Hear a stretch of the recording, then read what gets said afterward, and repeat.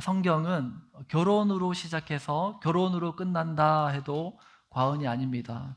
창세기 2장에서 아담과 하와의 결혼으로 시작해서 요한계시록 19장의 어린 양의 혼인잔치로 끝나는 것이 성경의 내용입니다. 고로 결혼은 하나님의 아이디어다라는 것입니다.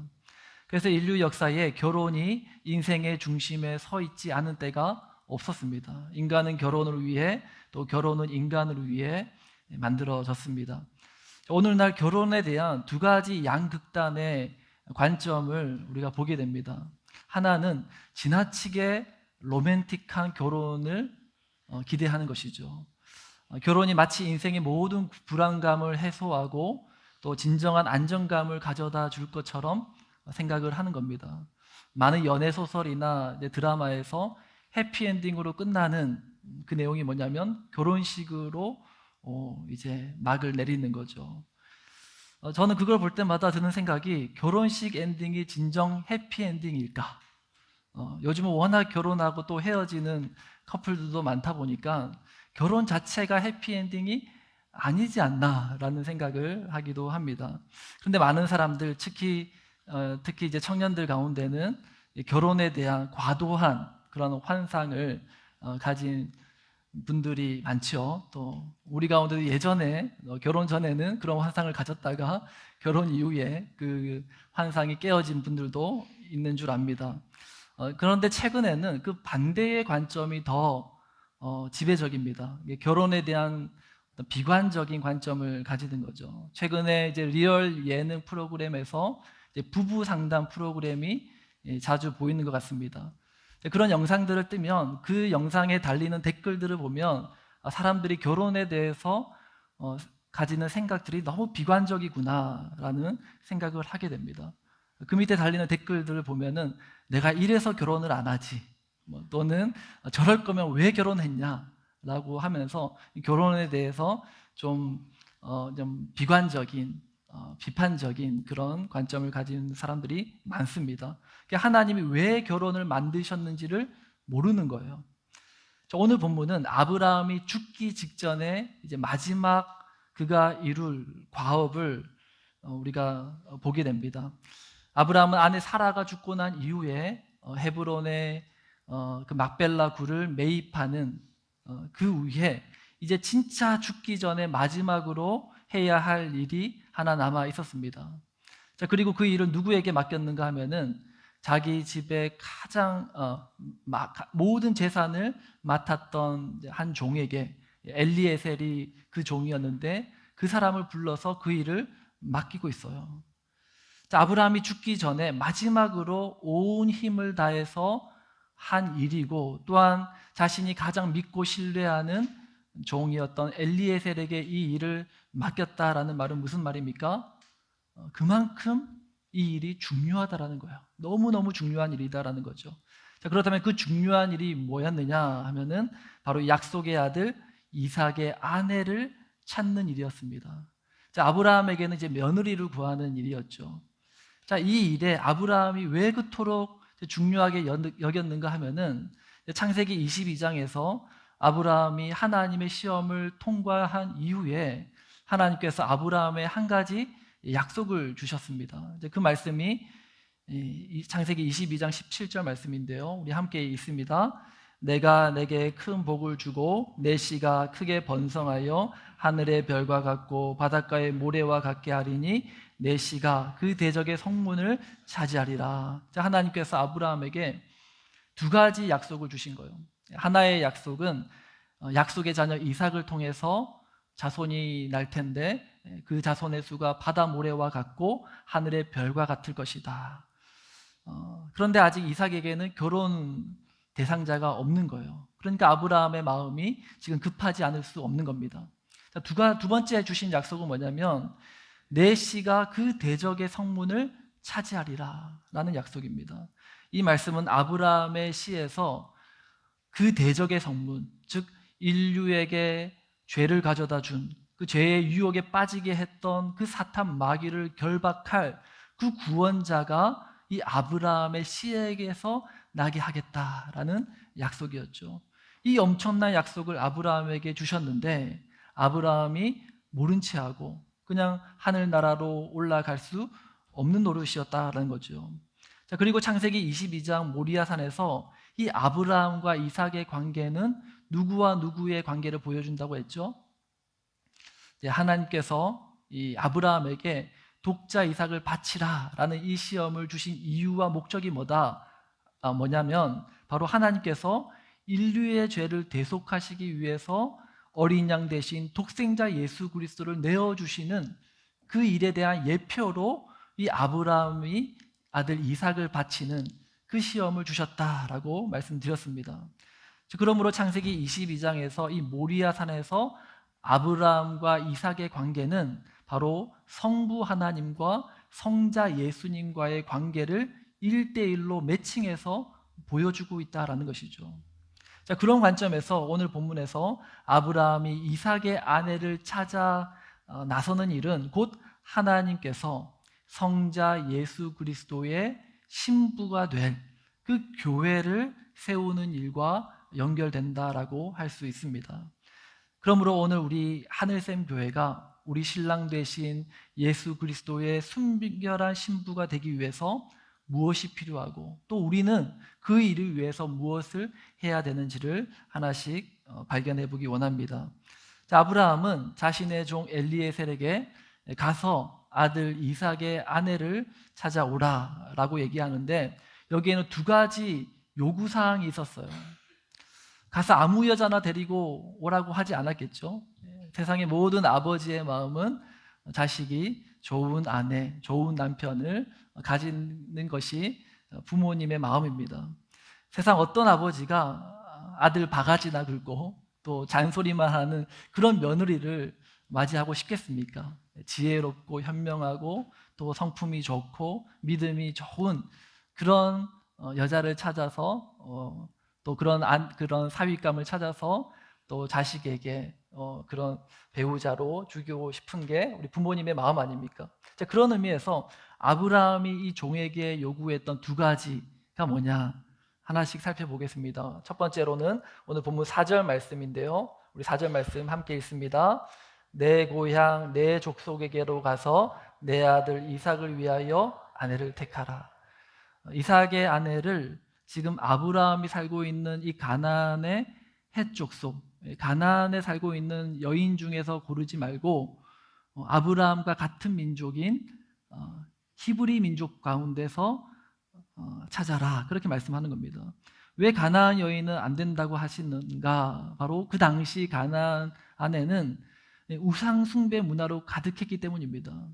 나중에 여호수아가 가나안 땅을 정복할 때 하나님께서 이스라엘 민족들에게 이스라엘 백성들에게 그 가나안 땅의 모든 것을 진멸하라 라고 말씀하십니다. 왜 하나님께서 그 땅의 모든 것을 진멸하라 하셨는가? 그 땅에 우상 숭배가 가득했기 때문이죠. 우상 숭배가 뭐 그리 나쁜 겁니까? 라고 할 수 있는데 당시 가나안 종교는 바알과 아세라 숭배가 그 대표적인 우상이었습니다. 바알 신은 남자 신을 대표했고요. 또 아세라는 여자의 신을 대표했습니다. 그래서 이 바알과 아세라의 이 성적인 합일로 인해서 어떤 풍요와 다산을 가져다 준다라고 믿었던 거죠. 그 당시 가나안 종교 안에는 온갖 그 종교라는 이름으로 종교 행위라는 이름으로 성적인 문란함이 있었고 또한 온갖 더럽고 추잡한 행위들이 그 가나안 종교의 신전 안에서 벌어지고 있었다라는 것입니다. 심지어 사람들은 자신의 몸을 자해함으로 종교 행위를 하고 또한 인신제사라고 하죠. 자식을 우상에게 바치거나 사람을 죽여서 제물로 바치는 그러한 일들도 이 가나안 종교 안에 있었던 것입니다.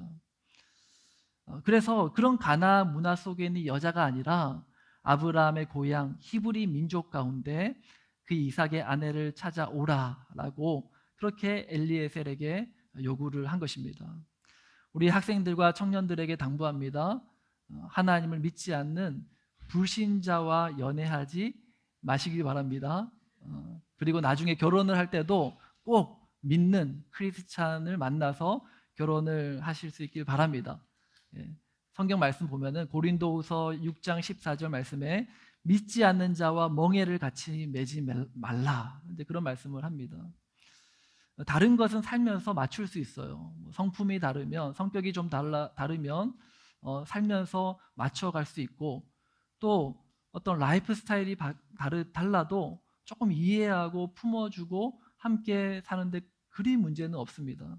그런데 영혼의 정체성이 다르면 평생을 고통 가운데 살 수 있습니다. 내 신앙을 포기하든지 아니면 배우자 영혼 구원을 위해서 평생을 눈물로 살아야 될 수 있는 거예요. 이건 의지나 노력으로 극복할 수 있는 문제가 아니라는 겁니다. 믿지 않는 배우자 만나서 제가 전도해서 예수 믿게 하면 되는 거 아닙니까? 맞아요. 그런데 거기에 들어가는 에너지가 너무 큰 거예요.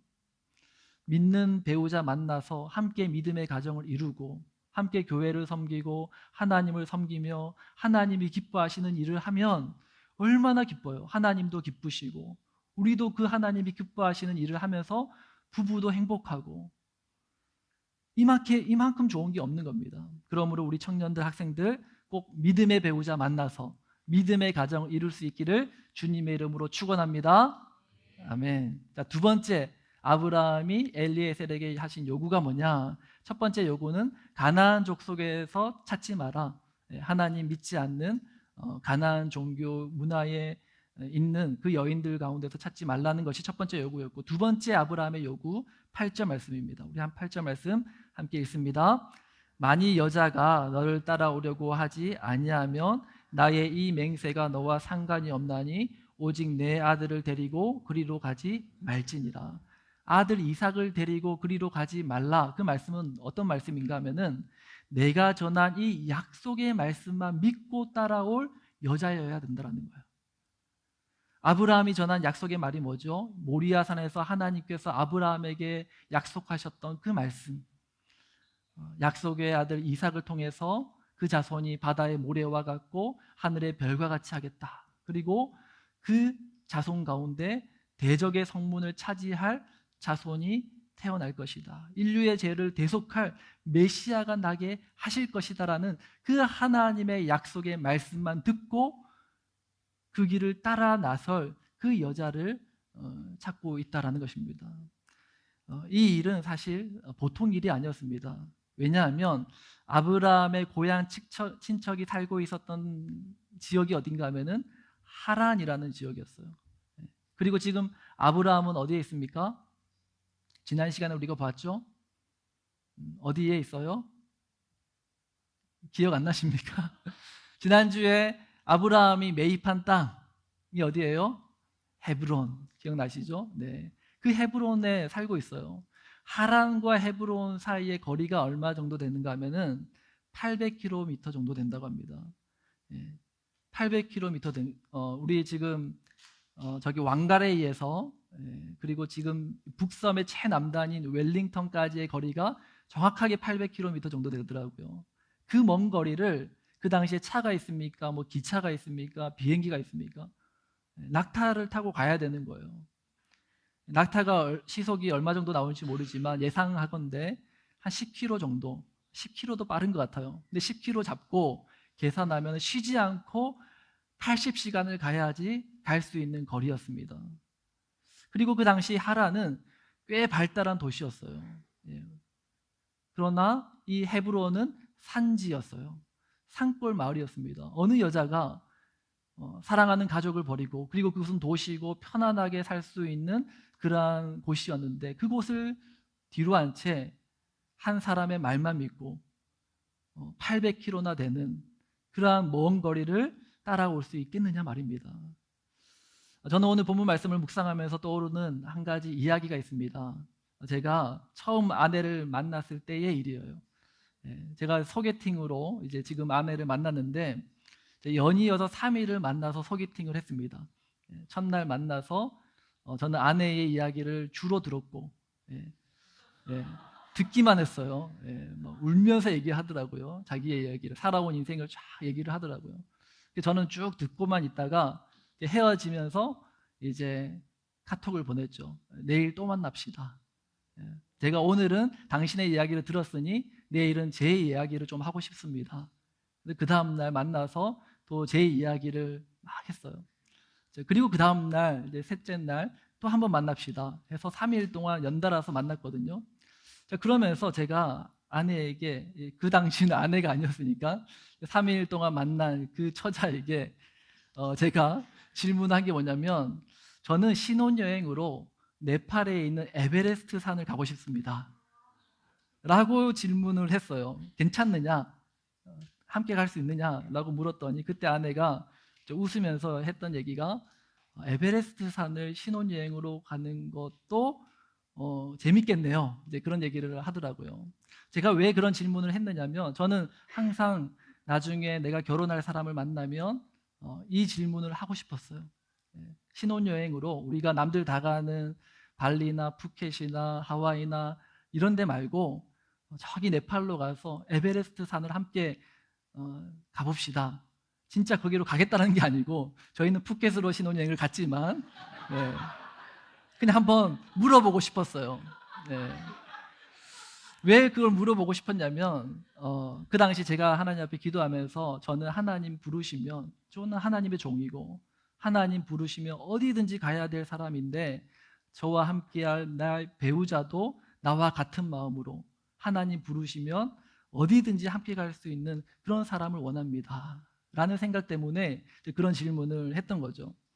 제가 서두에, 이제 설교 서두에도 언급을 했지만, 지금 아브라함이 아들 이삭의 배우자를 찾는 일이 단순히 한 남자의 아내를 찾는 정도의 일이 아니었습니다. 인류 구원 역사에 있어서 굉장히 중요한 어떤 영적인 의미를 담고 있습니다. 또 이것은 하나님께서 그리스도의 신부된 교회를 찾는 것과 같은 그런 영적인 의미를 지닌다 할 수 있습니다. 자, 그런 의미에서 요한계시록 말씀에 보면은 어린 양의 혼인 잔치에 참여할 주님의 신부된 자들의 모습이 나와요. 그 내용의 말씀을 보면은, 오늘 아브라함이 지금 종에게 가서 구하고 찾아오라는 그 두 가지 요건과 정확하게 일치하는 모습을 우리가 보게 됩니다. 요한계시록 14장 4절 말씀 우리 함께 다 같이 읽습니다. 이 사람들은 여자와 더불어 더럽히지 아니하고 순결한 자라, 어린 양이 어디로 인도하든지 따라가는 자며, 사람 가운데서 속량함을 받아 처음 익은 열매로 하나님과 어린 양에게 속한 자들이니. 두 가지를 말씀하죠. 이 사람들은 여자와 더불어 더럽히지 아니하고 순결한 자다라는 말을 하십니다. 이 말씀은 어떤 의미인가 하면은, 아브라함이 가나안 여인은 안 된다라고 말한 이유와 똑같습니다. 가나안의 그 이방 종교 문화에 더럽히지 않은 거룩하고 구별된 자, 그 가운데서 이삭의 아내를 찾아야 된다라는 거죠. 이 세상 문화에 더럽히지 아니하고 거룩한 하나님의 자녀로 부름받은 자들, 그 가운데서 그리스도의 신부가 찾는다라는 것이고, 두 번째는 어린 양이 어디로 인도하든지 따라가는 자다라고 말씀합니다. 주님이 가라 하시면 고향 친척 아버지의 집을 떠나서 800km나 되는 그 먼 광야의 길을 마다하지 않는 그러한 믿음의 사람이어야 된다라는 것이죠. 자, 이것은 마지막 시대에 주님이 찾으시는 교회와 성도의 두 가지 정체성이라고도 할 수 있습니다. 세상과 타협하지 않고 거룩하게 구별된 자들, 그리고 어린 양이 어디로 인도하시든지 그 길을 따라가는 자들, 그들이 주님이 찾으시는 교회와 성도라는 것이죠. 오늘 우리가 한국을 떠나 머나먼 이 뉴질랜드에서 만났다라는 것은 우연이 아닙니다. 우리는 이미 고향 친척 아버지의 집을 떠나온 자들이죠. 그런데 여기서 우리가 잊지 말아야 될 것은 뭐냐? 왜 하나님께서 우리를 이곳으로 인도하셨는가라는 것입니다. 처음에는 좀 더 윤택한 삶을 찾아서 이곳으로 오신 분들도 있을 줄 압니다. 저마다 다른 이유로 이 뉴질랜드로 오게 되셨을 겁니다. 자, 그러나 그 어떤 이유보다 더 본질적이고 중요한 이유는 뭐냐면, 이곳에 저와 여러분이 감당해야 될 사명이 있기 때문이다라는 것입니다. 그 사명이 무엇입니까? 바로 하나님이 찾으시는 우리 주님의 신부된 교회를 세우기 위함이다라는 것입니다. 건강한 교회를 세우는 것은 목사 한 사람이 할 수 있는 일이 아닙니다. 또는 여기 교회 오래 다닌, 우리 하늘샘 교회 오래 다닌 분들이 할 일도 아닙니다. 교회는 우리 한 사람 한 사람이 함께 연합하여 세우는 것입니다. 주님이 찾으시는 바로 그 교회를 세워가는 우리 모두가 될 수 있기를 주님의 이름으로 축원합니다. 자, 이런 아브라함의 두 가지 요구 사항을 들은 이 엘리에셀의 반응이 어떻습니까? 자신감 넘쳐서 힘차게 그 길을 갔을까요? 아닙니다. 걱정이 밀려오는 거예요. 그 넓은 하란까지 가서 그 많고 많은 사람 중에서 어떻게 이삭의 아내가 될 사람을 찾을 수 있을까? 그리고 찾았다 한들 어느 누가 이 800km나 되는 이 먼 거리를 내 말만 믿고 따라올 수 있겠느냐라는 거죠. 그 말씀이 이제 8절 말씀에 기록되어 있습니다. 5절 말씀, 우리 5절 말씀을 함께 읽습니다. 종이 이르되 여자가 나를 따라 이 땅으로 오려고 하지 아니하거든 내가 주인의 아들을 주인이 나오신 땅으로 인도하여 돌아가리이까. 아무리 생각해도 나를 따라올 여자가 없을 것 같은 거예요. 그래서 아브라함에게 묻는 겁니다. 괜찮은 처자를 만나면 다시 와서 아들 이삭을 데리고 가서 그 여인을 찾아서 데리고 와도 되겠습니까? 라고 묻는 거예요. 우리도 가끔 그런 생각을 하지 않습니까? 예수님이 지금도 살아계셔서 이스라엘 예루살렘에 계시고 한 번씩 세계를 좀 순회하시면서 부흥에도 좀 인도하시고 또 가끔씩 오병이어의 기적도 일으키시고 또 무리를 한번 걸어오시면 못 믿을 사람이 없을 텐데 왜 하늘로 올리셔서 승천하게 하셨는가? 사람들이 예수님 믿기에 이렇게 힘들게 만드셨는가? 그런 생각을 하는 것입니다. 지금 아브라함의 종 엘리에셀이 생각이 딱 이런 거예요. 신랑 될 이삭이 직접 가서 신부될 그 여자를 만나서 데리고 오면 쉽게 일이 진행될 텐데 왜 이렇게 일을 힘들게 하시는 걸까? 늙은 종의 말, 이 어눌한 말을 믿고 따라올 사람이 누가 있을까? 불안하고 걱정되는 마음이 이 엘리에셀 마음 안에 있었던 것입니다. 자, 이런 질문과 의구심을 가지는 종에게 아브라함이 7절 말씀에 이렇게 대답을 하죠. 우리 7절 말씀 함께 읽습니다. 하늘의 하나님 여호와께서 나를 내 아버지의 집과 내 고향 땅에서 떠나게 하시고 내게 말씀하시며 내게 맹세하여 이르시기를 이 땅을 내 씨에게 주리라 하셨으니 그가 그 사자를 너보다 앞서 보내실지라 내가 거기서 내 아들을 위하여 아내를 택할지니라. 무슨 말씀인가 하면은 이 일은 하나님께서 이미 약속하신 일이다. 하나님이 내게 맹세까지 하시면서 반드시 이루실 것이다라고 약속하신 말씀이다. 그리고 너가 그 땅을 가기 전에 이미 하나님은 사자를 보내서 그곳에 가셔서 이삭의 아내가 될 사람을 준비해 두셨을 것이다. 그러니 너는 가서 하나님이 예비해 두신 하나님이 찾아놓은 그 여자를 그냥 데리고 오면 된다라고 말씀하고 있는 거예요. 근데 정말 아브라함의 말처럼 하나님은 이미 벌써부터 이삭의 아내가 될 사람을 점 찍어 놓으셨어요. 준비해 두셨다라는 겁니다.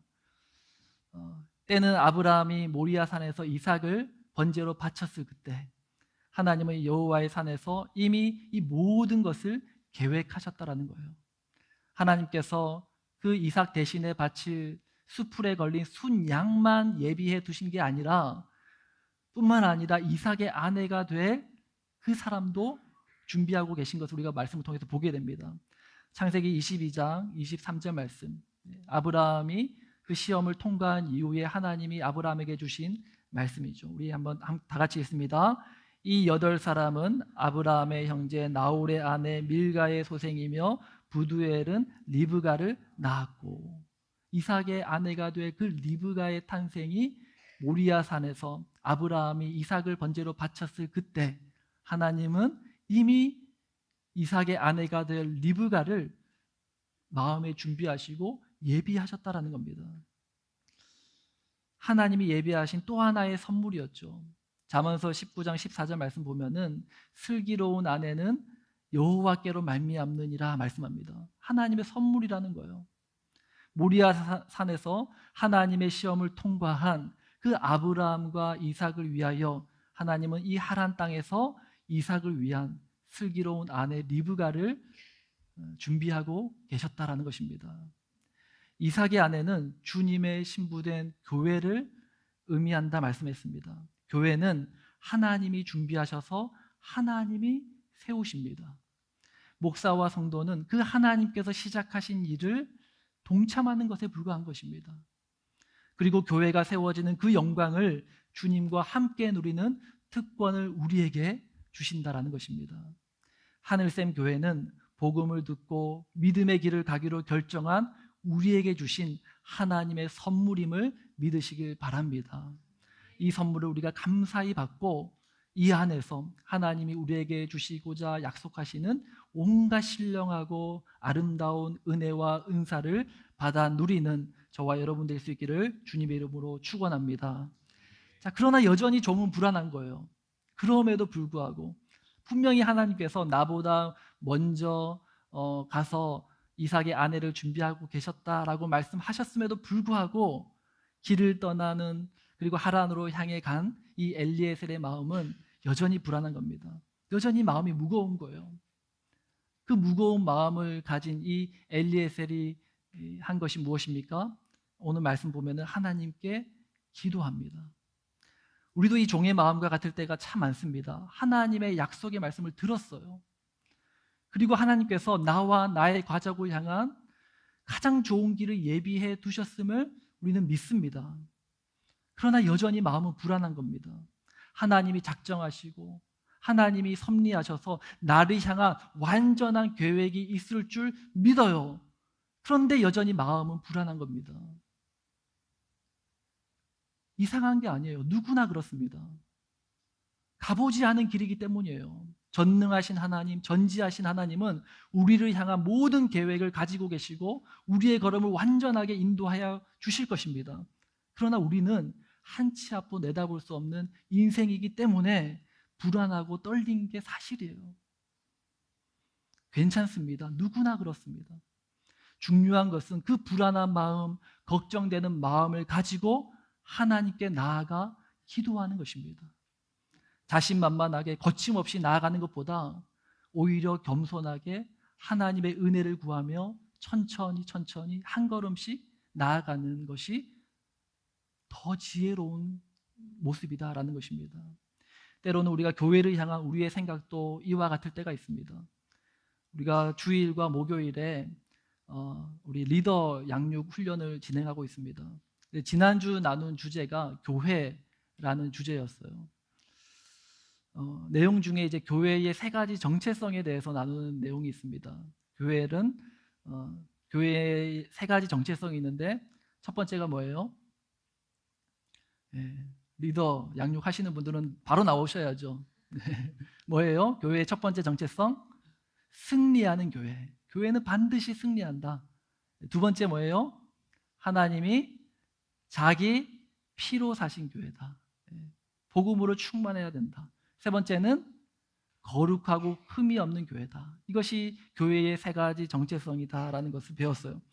근데 한 집사님이 이제 그런 질문을 주셨어요. 우리 교회가 정말 그런 교회가 될 수 있을까요? 승리하는 교회, 하나님의 피로 사신 교회로서 복음이 마르지 않고 그 십자가의 은혜로 서로 보듬게 안고 함께 화해하고 사랑하는, 서로 이해하고 품어주는 그런 교회 진짜 될 수 있을까요? 거룩하고 흠이 없는 하나님이 구별하여 세운 그 성도들, 그런 교회, 우리 하늘샘 교회가 그런 교회 될 수 있을까요? 라는 질문을 주셨어요. 그러나 기억하시기 바랍니다. 주님이 먼저 시작하신 일이고 우리는 그 길을 따라가는 자들이라는 거예요. 주님이 하시겠다 하시면 우리는 불안한 마음을 안고 주님 뒤만 따라가면 되는 것입니다.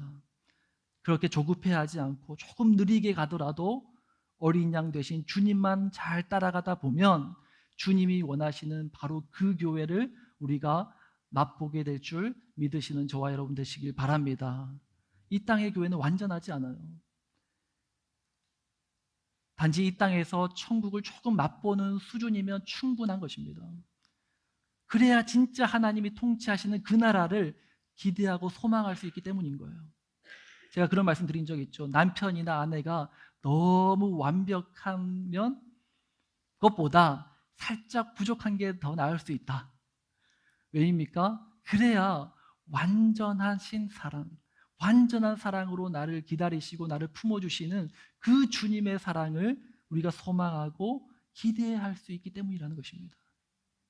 엘리에셀이 하란에 도착해서 하나님께 기도하기를 마치자마자, 아니 그 마음의 생각이 끝나기도 전에 하나님이 예비하신 그 리브가가 이 엘리에셀에게 다가오는 것을 보게 됩니다. 엘리에셀은 자신이 생각했던 대로 이제 리브가에게 물을 좀 달라고 그렇게 요청하죠. 리브가는 주저함 없이 망설이지 않고 자신이 뜬 그 물을 엘리에셀에게 주면서 마시게 합니다. 또 엘리에셀의 낙타들에게도 물을 주어서 마시게 하죠. 과연 아브라함이 말한 것처럼 하나님께서 이 모든 것을 예비하시고 준비해 두셨다라는 거예요. 엘리에셀은 리브가와 그 가족들에게 가서 이 모든 일들을 자초지정을 다 얘기해줘요. 리브가의 온 가족도 열린 마음으로 이 엘리에셀의 말을 듣습니다. 리브가의 선택은 이 한 종의 말만 믿고 사랑하는 가족을 떠나서 이 800km나 되는 그 먼 거리를 떠나야 되는 선택을 해야 됐습니다. 리브가는 한 아브라함의 종이 전한 그 말을 듣고 순종하기로 결단을 합니다. 아브라함의 종 엘리에셀은 약속의 말씀에 도무지 이성적으로는 납득이 되지 않는 상황이지만 그럼에도 불구하고 기도하면서 불안한 마음을 안고 순종함으로 그 길을 갔어요. 그리고 그곳에서 리브가라는 사람을 만나고 리브가 역시 그 종이 전한 그 말에 순종함으로 반응을 합니다.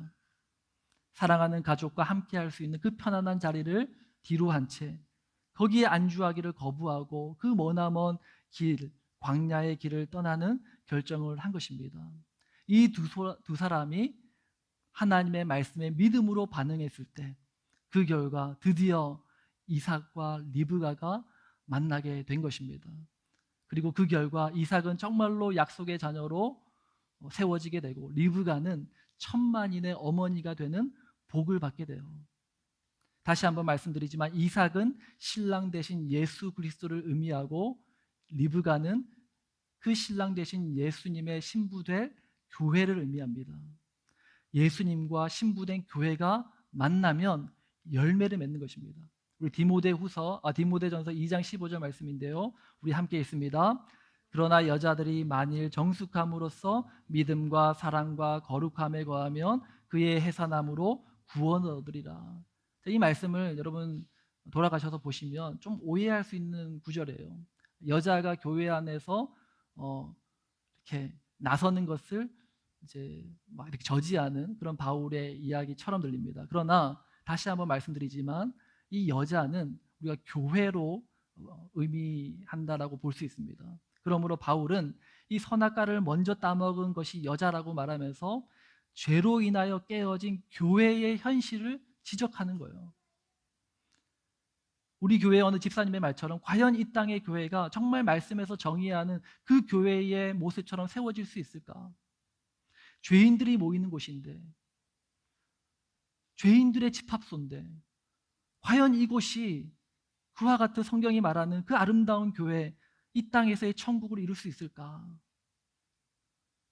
정말 하나님이 기뻐하시고 사랑과 은혜가 넘치는 그런 교회가 될 수 있을까? 답이 어디 있느냐? 바로 그 답은 신부된 교회가 신랑 대신 예수님을 만나는 것에 있습니다. 신랑과 신부가 만나면 해산함이 따라와요. 그래서 바울은 여자는 해산함으로 구원을 얻는다라고 말합니다. 그 말은 무슨 말인가 하면은 교회는 해산하여 생명을 낳음으로 진정한 교회가 되어진다라는 것입니다. 오늘 우리 하늘샘 교회가 이 땅에 잃어버린 영혼들을 찾아 구원하는 그 구원 방주의 사명 감당할 수 있기를 소망하고 그 일을 위하여 쓰임 받는 저와 여러분 다 될 수 있기를 주님의 이름으로 축원합니다. 우리 찬양팀 나와 주시고요. 우리 말씀 생각하면서 우리 찬양하기 원하는데 우리 꿈을 꾸시기 원합니다. 우리 함께 나를 사용하셔서 주님의 교회가 세워지게 하여 주옵소서. 주의 십자가 사랑으로 우리 교회가 온전한 연합을 이루게 하여 주옵소서. 오늘 이 찬양의 가사를 보면은 주의 교회를 향한 우리의 마음이 희생과 포기와 섬김과 고난이고 하물며 죽음조차 우리를 막을 수 없습니다라는 그런 고백의 찬양이에요. 우리가 이전까지는 별 생각 없이 찬양의 가사를 고백했다면 가만히 생각해 보면은 과연 이럴 수 있을까? 내가 이 일을 할 수 있을까? 주의 교회를 향한 내 마음이 희생과 포기와 섬김과 고난일 수 있을까? 교회를 위해서, 우리 주님을 위해서 내가 죽기까지 불사하며 그 주님을 따를 수 있을까? 생각하면 자신이 없어지고 불안한 것이 사실입니다. 그러나 여러분 기억하시기 바랍니다. 주님이 우리를 부르셨습니다. 그리고 주님이 우리를 사용하시겠다 말씀하십니다. 주님께서 하시겠다 하시면 우리에게 그 일을 감당할 능력 또한 주시는 줄 믿으시는 저와 여러분 되시기를 바랍니다. 우리가 그 소망 가지고 그 믿음 가지고 우리 함께 우리에겐 소원이 하나 있습니다 고백하며 찬양하며 나아갑니다.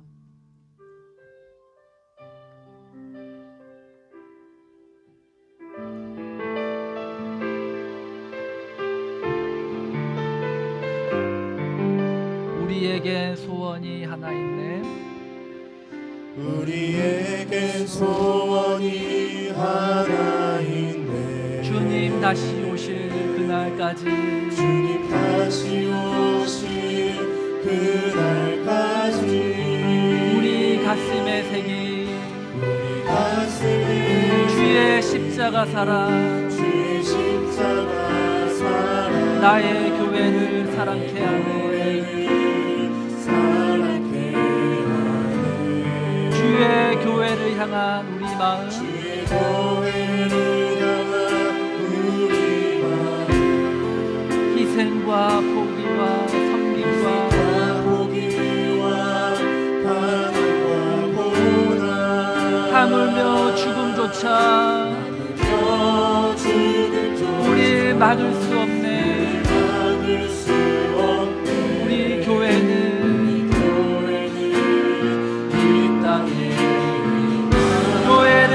예배되게, 예배를 예배되게 우리 사용하소서.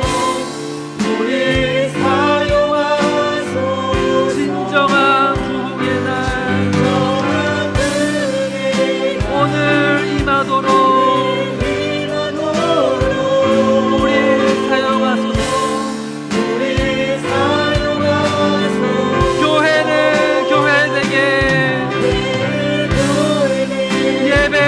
예배되게 우리 사용하소서. 우리 사용하소서. 진정한 부흥의 날 오늘 임하도록 우리 사용하소서. 성령 안에 예배하리라. 성령 안에 예배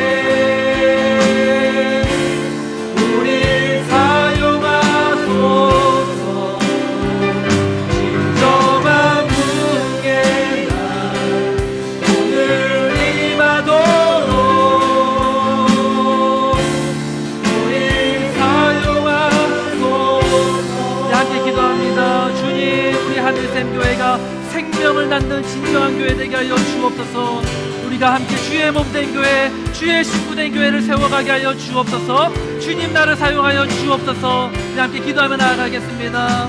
오 하나님 아버지, 주님의 몸된 교회, 주님의 피로 사신 교회 반드시 승리할 줄이 있습니다. 거룩하고